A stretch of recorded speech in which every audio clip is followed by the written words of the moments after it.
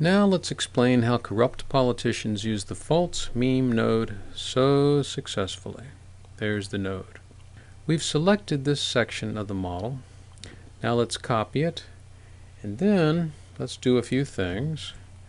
We're going to start a new view of things so we can understand the 5 main types of political deception. Let's move that there. And let's put our stocks back in that we need. First we have our uncommitted neutralists. Let's add the little relationship. And we have our degenerate supporters with the usual mean looking expression. And let's add the arrow. What we're trying to do is understand a lot more about how false memes work. We've already explained that relationship, but there's another relationship that's just as important. It's this one. False memes are also used to keep and motivate your supporters. This relationship has been deliberately left out of the simulation model to keep it simple. There are 5 main types of political deception. The first and most common is false promises. A false promise is a promise that is made but never delivered, or never delivered fully. False promises are widely used to win and keep the support of various segments of the population, such as organized special interest groups, industries, and demographic groups like seniors or immigrants. False promises flow like wine during election season. Here's a few examples.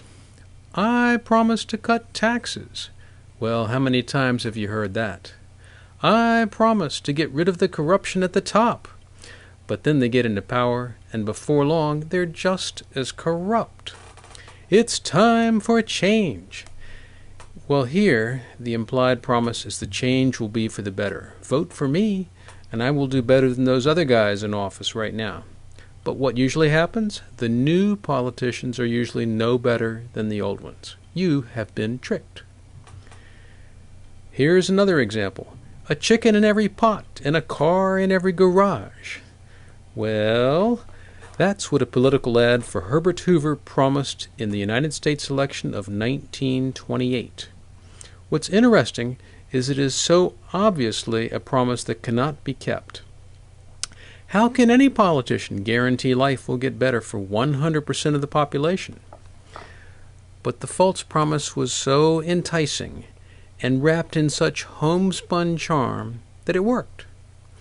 Hoover was elected President of the U.S. and inaugurated in March of 1929. But guess what? In October of that same year, the stock market crashed and the Great Depression began. Before long, there were no chickens in lots of pots. And not just no cars and many garages, but for many families, there was no house and no garage at all. It was a false promise once again. Why do false promises work so well? Well, if one politician promises 1 chicken in every pot, and another promises 2 chickens, who's going to win the most votes? Why, the one who promises the most. Of course, the promise has to appear plausible. If it's too big, too outlandish, then it won't work. Later in this video series, we will take up the concept of falsehood size. The second main type of political deception is a false enemy. A false enemy is a non-existent or trumped-up enemy. False enemies work by invoking the instinctual fight-or-flight syndrome.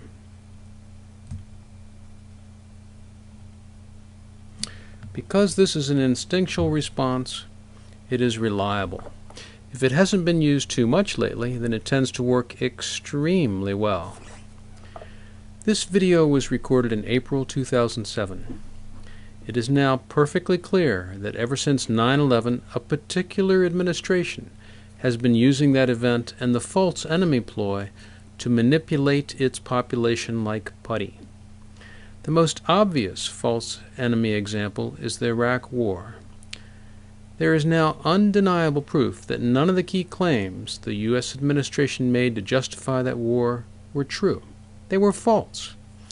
But as one of the 5 main types of political deception, they work perfectly. Why?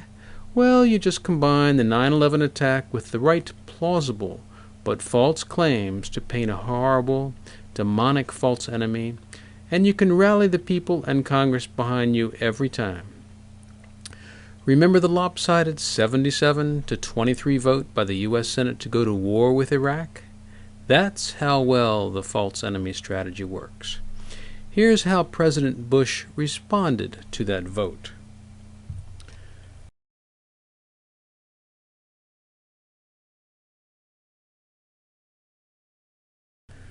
Notice how full of falsehood that statement is. For example, Saddam was not a grave threat. Now that we know the truth, we know it was all a pack of lies. And look at this.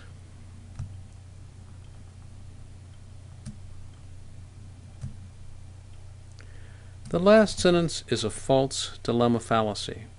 There are many more choices than doing nothing or having the U.S. disarm Saddam. The best choice, in my opinion, was to work with the UN on an international approach. But that just doesn't make the most of the false enemy strategy. But the most common type of false enemy is not an external enemy like Saddam, but an internal enemy. This is usually someone or something associated with an opposing candidate or party. It generally takes the form of ad hominem attacks, like the Swift boat ads against John Kerry in the 2004 U.S. campaign. When painting false enemies, the best strategy is to attack early and attack often. For even more proof on how well this works, take a look around the political system you live in or in other countries. Is there a political party whose most outstanding trait is that they are essentially one gigantic, ruthless, insidiously effective attack machine? Now we come to the third type of political deception, pushing the fear hot button. When a politician talks about almost everything in terms of terrorism or communism or crime or threats to national security or our way of life, and so on, that politician is pushing the fear hot button. It's easy to push. Just use a few of the right trigger words, throw in a dash of plausibility, and the subconsciousness is automatically hoodwinked into a state of fear, or at least into wondering if there is something out there to fear. Whether or not an enemy actually is out there doesn't matter. What matters is that we think there might be one. Fear clouds the judgment, making it all the harder to discern whether there really is an enemy out there. Because we cannot be sure, we play it safe and assume there is at least some risk. Since people are risk-adverse, the ploy works and we become believers. We have been influenced by statements of what might be lurking out there. Our fear hot button has been pushed and it worked. Pushing the fear hot button creates a pervasive state of fear. By painting something the population should be terribly afraid of. The end result is the population comes to the false but strong conclusion they need a strong, forceful leader to protect them. The population will also become putty in the hands of that leader because they will foolishly start believing that sacrifices are necessary. Mark Twain saw through this form of deception when he wrote this quote in 1910. That's quite a quote. Click on pause and read it, and then resume the video.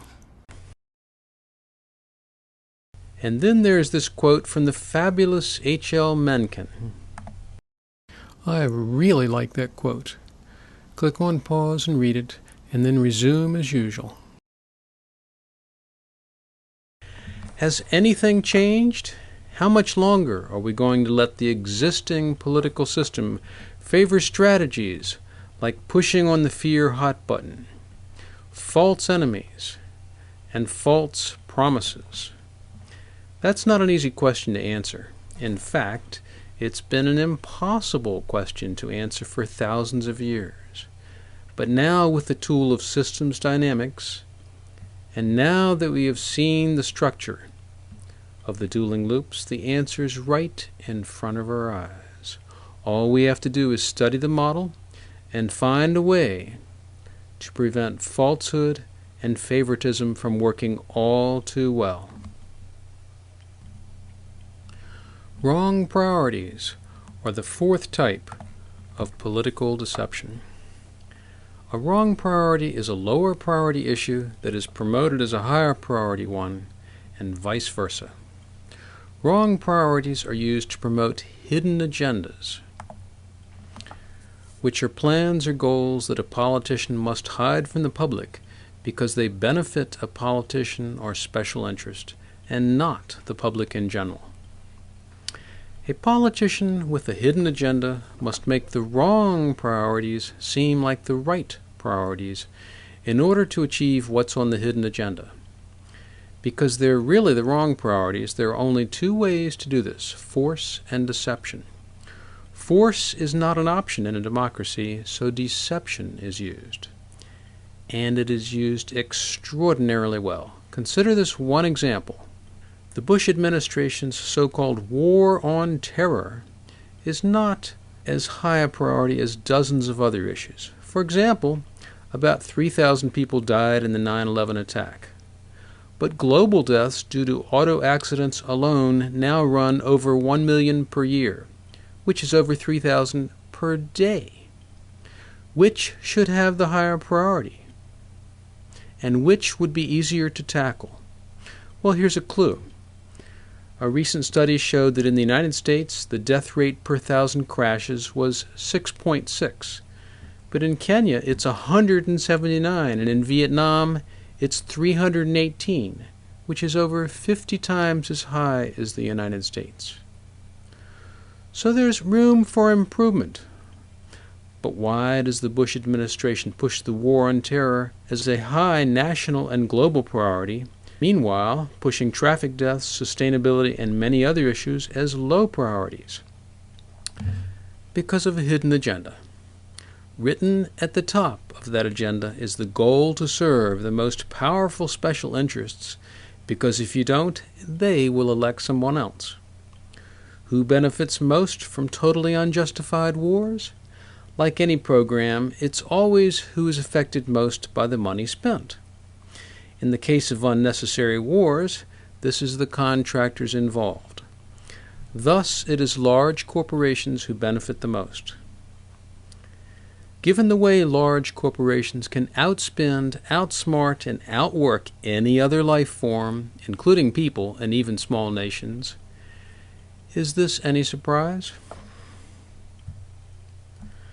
The fifth main type of deception is actually a way to make the other four types 10 times as easy to achieve. It is secrecy. Secrecy is the hiding or the withholding of the truth. Secrecy is so important to the success of the other types of deception that without it they would crumble into ineffective mumblings.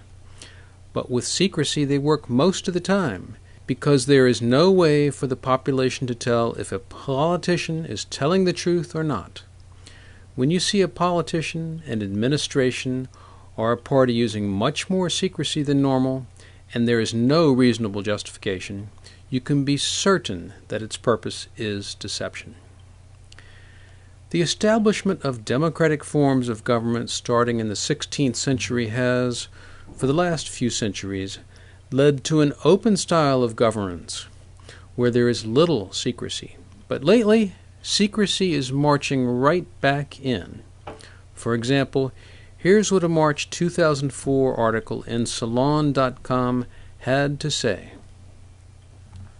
The article is long, but these 3 paragraphs present the core of the argument. If you want to read the full article, open a new tab or a window in your browser and do a Google search on the article's title and Salon.com. Click on pause and read it. It's quite an article. And then continue. Now we see how increased secrecy has been justified in one country, and why that is a fallacious justification. Deception has been achieved by presenting the false dilemma of survival of the nation against an abstract principle. Isn't political deception easy? But look at the consequences.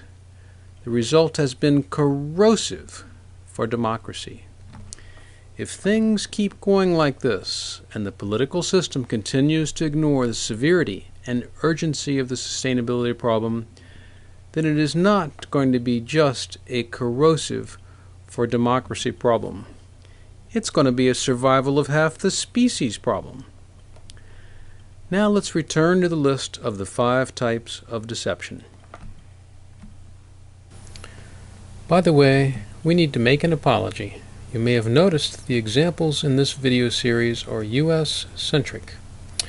I'd like to avoid this, but my native language is English and I live in the United States, so most of the examples I run across, even on web searches, are US-oriented. But the general pattern of the dueling loops applies to all cultures. These 5 types of political deception won't work at all unless they can be implemented. Here's a list of some of the ways. You're no doubt familiar with most or all of them, so there's no need to discuss them. Let's end this video with an important parting thought. The 5 types of political deception are irresistible. False promises, false enemy, pushing the fear hot button, wrong priority, and the one making them all incredibly possible, secrecy. These strategies cause the race to the bottom to be the dominant loop most of the time.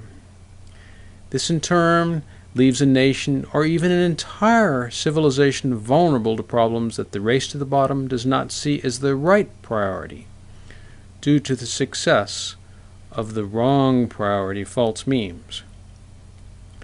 So, if we can't find a way to counter the dominance of the race to the bottom, what will be the inevitable result when it comes to the global environmental sustainability problem?